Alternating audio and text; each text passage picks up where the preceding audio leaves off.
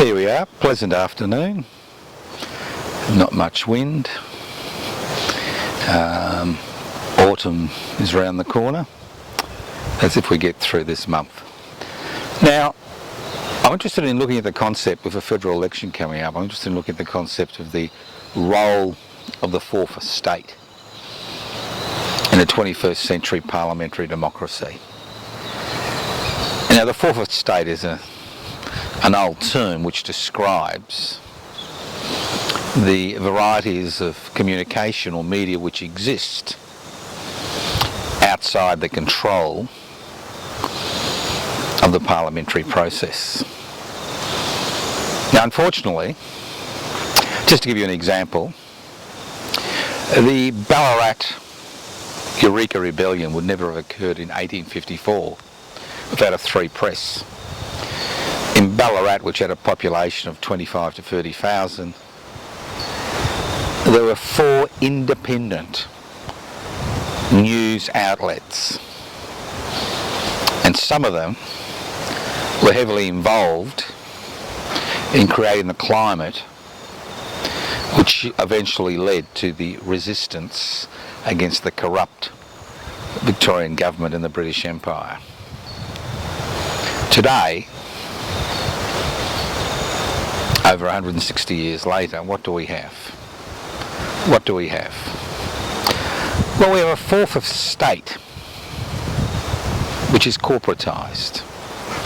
Whether it's the legacy media, where we saw the Murdoch empire build the groundwork for the election of the buffoon in the United States of America, good old Trumpolini, or the new media, the so-called media which was supposed to allow free expression around the world, was supposed to allow people to be able to talk about what was important to them. Obviously what's happened is we've now seen, as we saw the corporatisation of the printing presses and the technology which went with the printing of newspapers, and the technology which went with the centralisation of radio and television, we now see the same corporatisation in the social media space, where most of the instruments which are used to disseminate information, like in China, are owned by the state, or in the so-called Western Three World, which is a little bit of a joke, owned by the corporate sector. So what we see, although we can communicate with somebody across the globe instantaneously, although we can share images and voices of what's occurring tens of thousands of kilometres away via social media, the fact is that how it is presented, how it's manipulated, how it's managed, is totally dependent on who owns those platforms, who owns those newspapers, who owns those television stations, who owns those increasingly isolating silos which have been created in social media. And that's why we saw the ridiculous example in the land of the brave and the free. Over 1 million people, over 700,000 died unnecessarily during the COVID-19 pandemic because of the information which was being spread at that particular point in time. So here we are in 2025. We have a federal election around the corner. So let's look at the situation in Australia. That's right, little old Australia. Let's look at the situation here. How do people obtain their information? If they rely on the legacy media, the corporate-owned legacy media, which still has a particularly important role to play in fashioning and moulding public opinion, what we see is the same garbage masquerading as analysis. That neoliberalism is the way forward, that there is no other way but a private investment for private profit mantra. There is no other way. We see anybody with any reformist pretensions, whether in and out of government at the local, state or federal level, being marginalised by this recurrent message hour after hour, day after day. Now in Australia we not only have the corporate-owned media, which has dominated the dissemination of ideas and discussion and policies in this country for decades, we also have the Australian Broadcasting Corporation, which is still government owned. It is not owned by the people of the country. We like to think it's our ABC. It's not. Any government that had the political muscle and a majority in both houses of Parliament could privatise the Australian Broadcasting Corporation tomorrow, as we saw with Telecom, Qantas, the Commonwealth Bank, and the Commonwealth Serum Laboratories, and the list goes on and on. So we are faced with this dilemma. What has happened to the Australian Broadcasting Corporation? Why has it changed dramatically in terms of the range of opinions which exist in the Australian community, which are reflected in its news outlets? How has it been gelded by the corporate-owned media, the corporate world, and the government of the day to such an extent that what we see is a mirror image of what occurs in the majority of cases in the corporate-owned media, which fashions expectations and lowers expectations about what is possible in this society today, which allows 1.5 million children to continue to live in poverty, which allows 1/3 of the population to exist on social security benefits, which allows the majority of working people, whether they're wage earners or business earners, using everything they earn to pay for the essential necessities of life. So why have we found ourselves in this situation? Well, the Australian Broadcasting Corporation has been gelded in a variety of ways.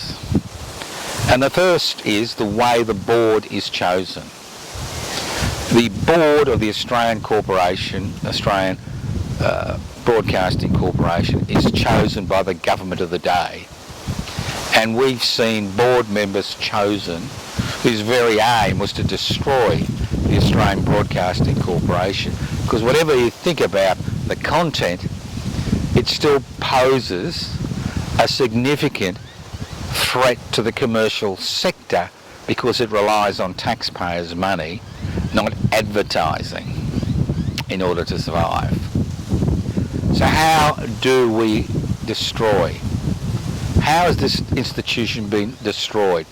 To the extent where impartiality is used as the excuse for supporting some of the worst war crimes of the 21st century, where impartiality is used to support ethnic cleansing in Gaza, where impartiality is not only used but it is abused in order to describe the situation in Gaza today, the total destruction, as the Hamas war. Hamas didn't destroy Gaza. The Israeli military forces under Israeli government direction and United States support destroyed Gaza. But they talk about on the Australian Broadcasting Corporation, they're impartial. Let's compare what happened in Gaza and southern Lebanon and parts of Syria, which have also been bombed and annexed by the Israeli government, with the treatment the Russian dictator Vladimir Putin has received and the Russian forces have received in the Australian Broadcasting Corporation. There is no impartiality, and you would not expect impartiality in that situation, because obviously what is occurring is an atrocity. But in Gaza, where the atrocities are far worse, and the death toll is far, far worse as far as civilians are concerned and infrastructure is concerned than anything that's happened in the Ukraine in the past 3 years, the Australian Broadcasting Corporation is forced to be impartial, which means it supports the ethnic cleansing, it supports the destruction, it supports the destruction of women and children in the guise of military. So why do we find ourselves in that situation? As I said before, the first thing is the way the board is constructed. The second thing is the appointment of middle management who have similar world views. Because when you watch somebody or listen to somebody on the Australian Broadcasting Corporation, forget about the individual presenter. It's the editorial policies which determine what they say, and more importantly, what topics are covered, what topics are taboo, and what topics are censored. Self-censorship has become an exceptionally important way for the Australian Broadcasting Corporation to survive. And today, as far as political, social, cultural comment is concerned, the Australian Broadcasting Corporation is nothing more than a mirror image of the corporate sector. Although some of the programs might be a little bit more interesting, the fact is none, N-O-N-E, challenge the status quo. Now, when we have senior broadcasters, senior journalists, like Mr. Stan Grant, who is working for the Australian Broadcasting Corporation, a man who's got over 30 years' experience in journalism, when he came under sustained attack from racist elements in this society, who bombarded the Australian Broadcasting Corporation with complaints because he suggested that, you know, the royal family may have had something to do with what happened in this country during the colonisation process. He was hounded out of the job. Senior journalist, long history, respected Aboriginal elder, a feature of broadcasting in this country for over 3 decades. When he strays out of the editorial box, we see middle management and the board running away, cutting and running. And instead of supporting their employees, as they would be forced to support under law if they were sexually harassed, instead of supporting their employees because they have expanded the political debate, they run the other way. And not only do they run the other way, they ensure that nobody with a significant opposing view, either guests or employees, ever become part of the Australian Broadcasting Corporation. And I've got personal experience of this. I'll give you a simple little example. In 1999, I was asked by the Australian overnight presenter on ABC radio to come in once a week and give a analysis, a little bit of satire, a little bit of humour about what was going on in the country today politically. This was at the height of the Howard regime, at the height of its inhumane policies as far as asylum seekers and refugees was concerned. After about 2 months, the presenter got a tap on the shoulder and she was told, we need balance. So Senator Julian McGorran, a senior senator in the coalition, would wander across early in the morning and we'd debate the issues. And all I can say is he wasn't much of a debater. A very nice human being, but not much of a debater. 3 months later, the three of us got a tap on the shoulder. The broadcaster who'd been broadcasting for over 10 years, Senator Julian McGorran and myself, were told that the program was terminated. It will be terminated in 2 weeks. And that particular presenter, although she was a paid full-time salaried staff member, was forced into the back rooms of the ABC for over 2.5 decades. And that's the reality. Look at the current court case regarding the termination of a presenter who had a social, page regarding Palestine. Look at what's just happened to Peter Laylaw, a senior journalist, sporting journalist on SEN, a sporting channel, because he made some personal comments on his own personal page regarding the lunacy and horror in Gaza. He has been suspended. But you expect that from the commercial sector. But theoretically, the Australian Broadcasting Corporation was set up to overcome that. So what we have is an organisation which does not support its employees when they come under fire. We have an organisation whose middle management are appointed because of their conservative and reactionary worldviews.